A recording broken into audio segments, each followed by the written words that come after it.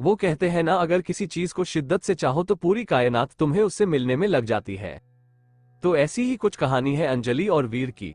आज 4 साल बाद फिर वही आवाज सुनाई दी, हवा में फिर वही खुशबू थी, लेकिन सब कुछ बदल चुका था। उससे देख के ऐसा लगा मानो जिंदगी मुझसे बोल रही है, तू अभी जिंदा है, तू अब भी ख्वाब देख सकता है, तू अकेला नहीं है अब। लेकिन फिर भी मन में कहीं डर था कि कहीं ये सपना तो नहीं है जो आंख खुलते ही टूट जाएगा।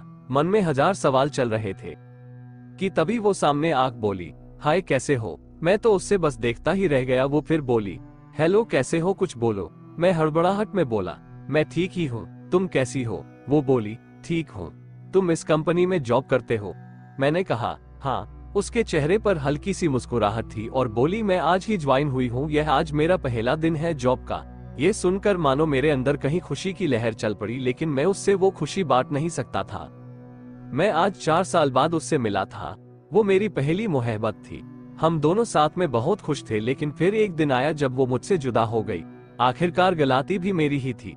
असल में वो मुझे छोड़ के नहीं गई थी, मैंने ही कुछ गलत कर दिया था उसके साथ। मैं ही बेहक गया था किसी और के लिए। और लेकिन वो कहते हैं ना, प्यार अगर सच्चा हो तो बुरे से बुरा इंसान को बदल देता है।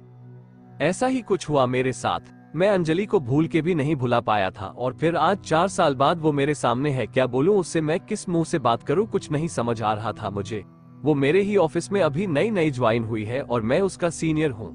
हम रोज ऑफिस आते हैं, काम करते हैं और घर जाते हैं। 1 महीना हो गया था हुए, लेकिन अंजलि ने मुझसे एक बार भी हमारे बीती हुई जिंदगी में बारे में बात नहीं की, कभी भी। ना ही वो मुझे पूछी कि मैं अब उसी के साथ ही या ब्रेकअप हो गया है मेरा।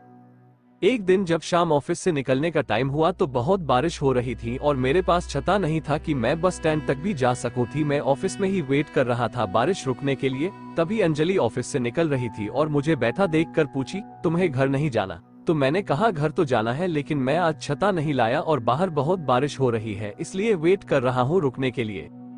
वो बोली, ठीक है। फिर थोड़ा रुक के बोली, मेरे पास छाता है, चाहो तो मैं तुम्हें बस स्टैंड तक छोड़ सकती हूँ। मैंने बिना कोई सोच विचार किए जाके दिया और जल्दी से सब सामान रख के उसके साथ ऑफिस से निकला। बारिश इतनी तेज थी कि हम दोनों भीग गए थे बस स्टैंड आते आते, और बारिश की वजह से बस भी काफी लेट थी। हम दोनों के बीच शांति थी, ना मैं कुछ बात कर पा रहा था ना वो कुछ बोल रही थी। फिर मैंने ही हिम्मत जुटा के पूछा कि क्या तुम्हारे शादी हो गई? वो हंस पड़ी और बोली, नहीं। ये सुनकर मेरे दिल को जो खुशी हुई मैं उससे बता भी नहीं सकता था। फिर कुछ देर बाद वो मुझसे पूछी, तुम्हारी हो गई? मैंने कहा नहीं। फिर थोड़ा रुककर मुस्कुराते हुए पूछी, प्रीति का क्या हुआ? मैं थोड़ा शांत हो गया और बोला, हम साथ नहीं है। वो कुछ नहीं बोली, बस चुपचाप खड़ी थी। फिर मैंने बहुत हिम्मत जुटा के कहा कि अंजलि मुझे माफ कर देना, मैंने तुम्हारे साथ बहुत गलत किया था। वो चुप ही थी, कुछ नहीं बोली। मैं भी चुप खड़ा था। फिर थोड़ी ही देर में बस आ गई और हम दोनों बस में गए। अगले दिन जब मैंने ऑफिस में अंजलि को देखा तो मुझे उससे पूछना था क्या सोचा उसने, मुझे माफ किया कि नहीं, कैसे बात करूं उससे, यही सब सोच रहा था कि वो मेरे केबिन में मुझे एक फाइल देने आए।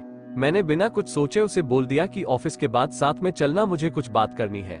वो बोली, क्या हम अभी भी इधर बात कर सकते हैं? मैंने कहा, नहीं, ऑफिस के बाद मिलना। वो बोली, ठीक है, और चली गई।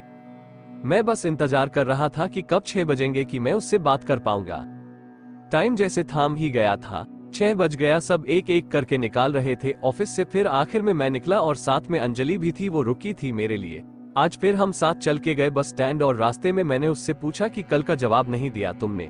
वो शांत ही थी कुछ देर, फिर बोली, किस बात का जवाब? क्या जवाब दूं? मैं गए तुम थे छोड़ के, और अब मुझे फिर से वो सब कुछ नहीं चाहिए, तो कोई माफी सवाल जवाब की बात ही नहीं बनती। मैंने उससे बहुत मानने की कोशिश की, लेकिन वो नहीं मानी। 5 महीने हो गए थे हमें एक ही ऑफिस में काम करते हुए, लेकिन हम दोनों ही अब एक दूसरे से बात नहीं करते थे। उस दिन के बाद मैंने बहुत बार कोशिश किया कि अंजलि को मैं माना लूं, उससे ये कह सकूं कि हाँ मुझसे गलती हो गई थी, लेकिन मैं तुम्हारे बिना नहीं रह पा रहा हूं। तुम इस ऑफिस में ज्वाइन हुई उससे पहले से मैंने तुम्हें कांटेक्ट करने की कोशिश किया था, लेकिन नहीं हुआ, और जब तुम इस ऑफिस में आई तो मेरी खुशी का कोई ठिकाना ही नहीं रहा। लेकिन मुझे में तुमसे बात करने की हिम्मत नहीं होती थी। मुझे पता था कि तुम अब भी मुझे प्यार करती हो, लेकिन कहती नहीं हो। एक दिन मैंने ही कुछ सोचा और ऑफिस में आकर सबको अपनी शादी की खबरें दे दी कि अगले महीने मेरी शादी होने वाली है।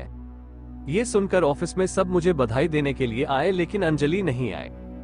शाम को मैं खुद उसके पास गया और पूछा कि क्या तुम्हें खुशी नहीं हो रही कि मेरी शादी होने वाली है? वो बोली, क्यों नहीं, मैं बहुत खुश हूँ कि तुम शादी करने जा रहे हो, एक नई जिंदगी की शुरुआत लेने जा रहे हो। फिर मैंने पूछा कि तुम मुझे बधाई देने की नहीं आई जब सब लोग आए थे ऑफिस के? तो बोली, मुझे बहुत काम था, मैं बस सी थी। मैंने कहा ठीक है और मैं वहां से चला गया। 2 दिन बाद रात को अंजलि का मैसेज आया कि क्या तुम सच में शादी कर रहे हो अगले महीने। मैंने कहा हाँ। अगले दिन अंजलि ऑफिस ही नहीं आई थी। मैं सोच में सब गया कि क्या हो गया, वो आई क्यों नहीं। फिर मैंने अपने कलीग को कहा कि अंजलि को फोन करके पूछे कि वो ऑफिस क्यों नहीं आई। उसने फोन किया तो पता चला कि उससे बहुत तेज भूखा है और वो घर पर अकेला है।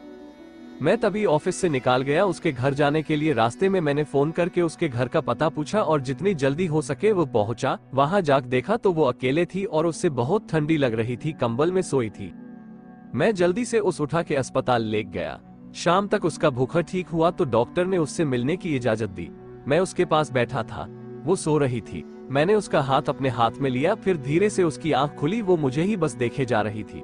मैंने धीरे से बोला कि नहीं है मेरी शादी अगले महीने, मैं शादी नहीं कर रहा हूँ। ये सुनते ही वो रोने लगी। मेरे भी आंख में आंसू आ गए। मैंने उससे गले लगा लिया और हम दोनों एक दूसरे को पकड़ के बहुत रोए। फिर हम वहां से घर गए और हमेशा एक दूसरे के साथ रहने का प्रॉमिस किया।